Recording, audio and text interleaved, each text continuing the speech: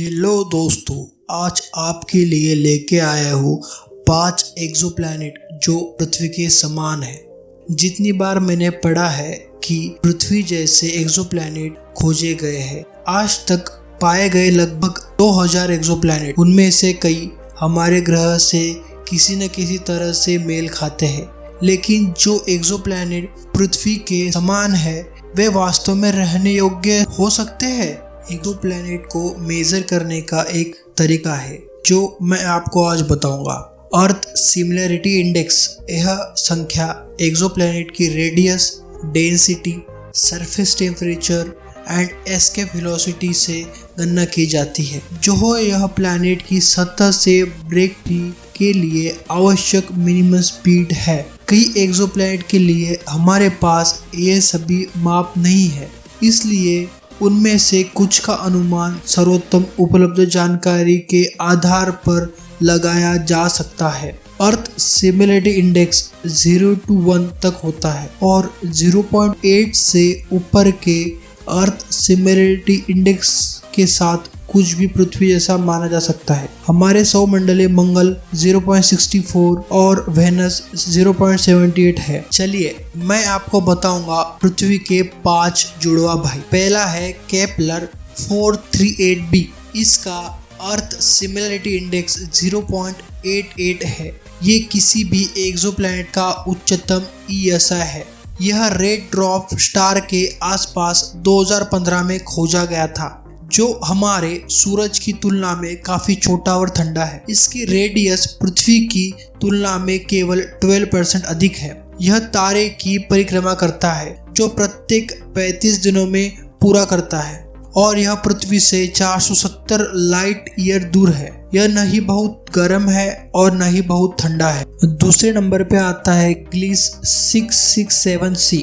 इसका अर्थ similarity index 0.85 है। इसकी खोज 2011 में हुई थी, जो ग्लिस 667 ट्रिपल स्टार सिस्टम में रेड ड्वार्फ प्लैनेट की ऑर्बिटिंग करता है। यह सिर्फ 24 लाइट ईयर दूर है। यह रेडियल वेलोसिटी मेथड द्वारा पाया गया था, जो किसी ग्रह के ग्रेविटेशनल टंग की परिक्रमा करता है।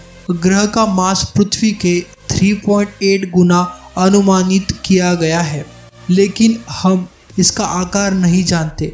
ऐसा इसलिए है क्योंकि यह तारे के सामने से नहीं गुजरता है, जो हमें ग्रह की रेडियस मेजर करने की अनुमति देता है। 28 दिनों की एक ऑर्बिटल अवधि के साथ यह इस शांत तारे के रहने योग्य क्षेत्र में बैठता है, जिसमें लगभग 5 डिग्री तापमान की सतह होती है। तीसरे नंबर पर आता है केपलर 442b। इसका अर्थ सिमिलरिटी इंडेक्स 0.84 है। यह ग्रह 2015 में खोजा गया था। पृथ्वी के आकार का 1.3 गुना है।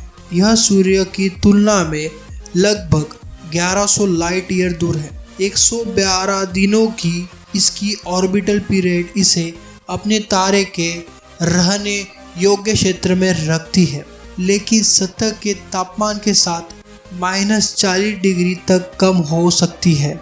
हालांकि तुलना करें तो सर्दियों में मंगल पर तापमान -125 डिग्री हो जाता है, लेकिन यदि इसकी चट्टानी रचना है तो यह पृथ्वी के मास का केवल 2.3 गुना होगा। चौथे नंबर पर 2 ग्रह आते हैं। इनमें से पहला है केपलर 62e और दूसरा 62f।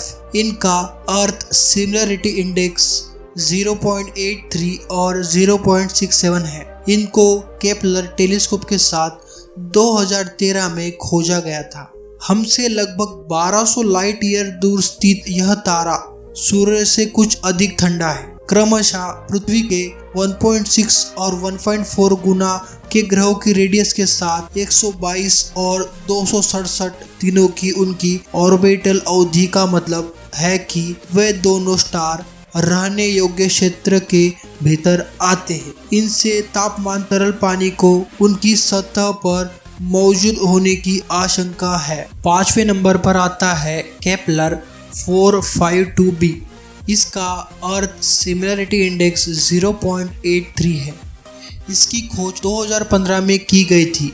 और यह हमारे सूर्य के समान किसी रहने योग्य क्षेत्र में परिक्रमा करने वाला पहला संभावित पृथ्वी जैसा ग्रह था। ग्रह की रेडियस पृथ्वी के 1.6 गुना है और इसे अपने तारे की परिक्रमा करने में 385 डेज लगते हैं, जो 1400 लाइट ईयर दूर है। हालांकि यह अनुमान लगाया गया है कि पृथ्वी के कम से कम 5 गुना और ग्रह के सतह का तापमान -20 डिग्री और +10 डिग्री के बीच है। जैसे कि हमने देखा, यहाँ तक कि सबसे अधिक पृथ्वी जैसे ग्रह भी अपने तारे की गतिविधि के कारण जीवन का समर्थन करने में सक्षम नहीं हो सकते। 2024 में यूरोपियन स्पेस एजेंसी का प्लेटो अंतरिक्षयान निश्चित रूप से एक्सोप्लैनेट की खोज करने का अच्छा मौका हमें मिलेगा।